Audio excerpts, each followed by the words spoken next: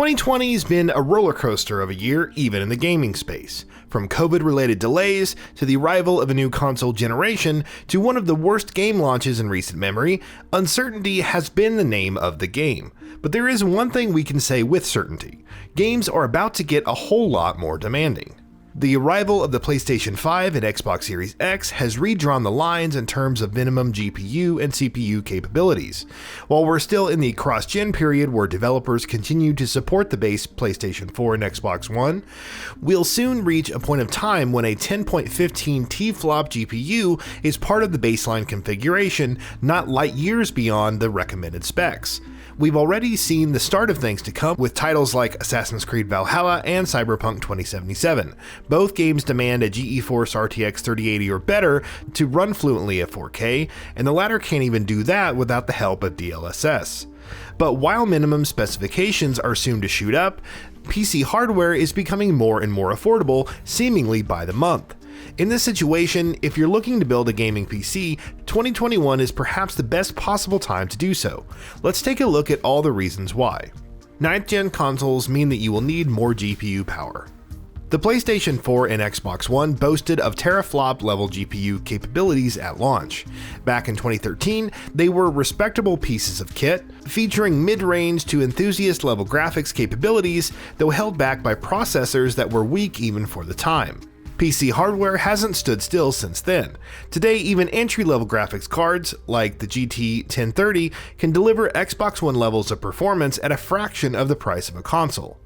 Today then, the typical budget gaming PC's GPU is considerably faster than the PS4. The problem here is that the PlayStation 5 and Xbox Series X are both an order of magnitude more capable. The PlayStation 5 delivers performance that's comparable to the GeForce RTX 2070 Super, which just a year ago was a great pick for enthusiast-level PC builds at $499. The Xbox Series X, meanwhile, offers GPU performance that's not too far off from the GeForce RTX 2080 Ti, a $1,200 behemoth that was, until a few months ago, the fastest graphics card in existence. The consoles have been completely upended by the cost-performance equation to the extent that budget PC gamers today might actually be better served playing on a PS5 or Series X than on PC. If you're investing in PC as a platform, upgrading right now isn't a question of if, but when. Games during the cross-gen era will likely scale reasonably well on RX 5500 XT class graphics cards and quad or hexa-core processors. However, from 2022 onwards, as developers start using PlayStation 5 specs as the baseline, you will need something more capable, even if you're planning on sticking to 1080p. The Xbox Series X is nominally meant to deliver the next-gen experience at 1080p with a 4 T-flop GPU. However, as Cyberpunk 2077 demonstrates, the Xbox Series S already dips below 1080p in intensive situations. This means that Series S class graphics cards like the RX 5500 XT, the GTX 1650 Super, and the venerable RX 480 will no longer be able to deliver playable experiences in the years to come. If you're rocking previous gen parts like the GTX 960, even 30 FPS experiences might soon be out of reach. CPU bottlenecks will soon become a major issue. The 8th gen console CPUs were never considered powerful. Today, even the cheapest AMD CPU on the market, the $49 Athlon 3000G, handily outdoes the PS4 and Xbox One in terms of raw performance. The new consoles are no slouches on the CPU side of things. Both feature 8-core 16-thread processors based on AMD's Zen 2 architecture. While clock speeds are a bit lower than we're used to seeing in the PC space, both offer performance that's broadly comparable to the $329 Ryzen 7 3700X. To put this into perspective, just a year ago, it would cost $830, over twice the sticker price of a PS5, to buy just a CPU and GPU that perform on par to it, leaving aside the rest of the platform. Because the previous generation consoles had frankly atrocious CPUs, processing power was a relatively less important factor in many 8th generation games. While things changed towards the end of the 8th gen, a quad-core 8-thread CPU was enough to do the job. Not so anymore. The next-gen consoles, including the Xbox Series S, seriously raised the bar for minimum CPU capabilities. You will be needing an 8-core system.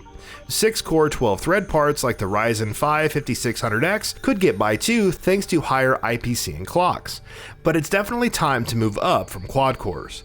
Dual-core budget configs built around the Athlon 200G, Pentium G4560, and the like will simply not work well. Faster I/O, and not just for load times. We've moved forward in terms of storage capabilities as well. Both the base consoles use 5400 RPM hard drives. With SSD prices lower than ever, most modern PCs incorporate at least a SATA hard drive that's 4 to 5 times faster. The drop in SSD storage costs has allowed both Sony and Microsoft to implement ultra-fast SSD storage solutions in their respective consoles. When paired with the bespoke data compression algorithms, both offer over 5 GB per second of bandwidth, with the PS5 delivering considerably more. Even in the cross-gen period, SSD storage offers considerable improvements. Apart from loading time enhancement, open-world games that run off of SSDs tend to exhibit much less stutter when streaming in. We expect open-world games to increase in fidelity and depth, which would place considerably more strain on I/O as compared to before.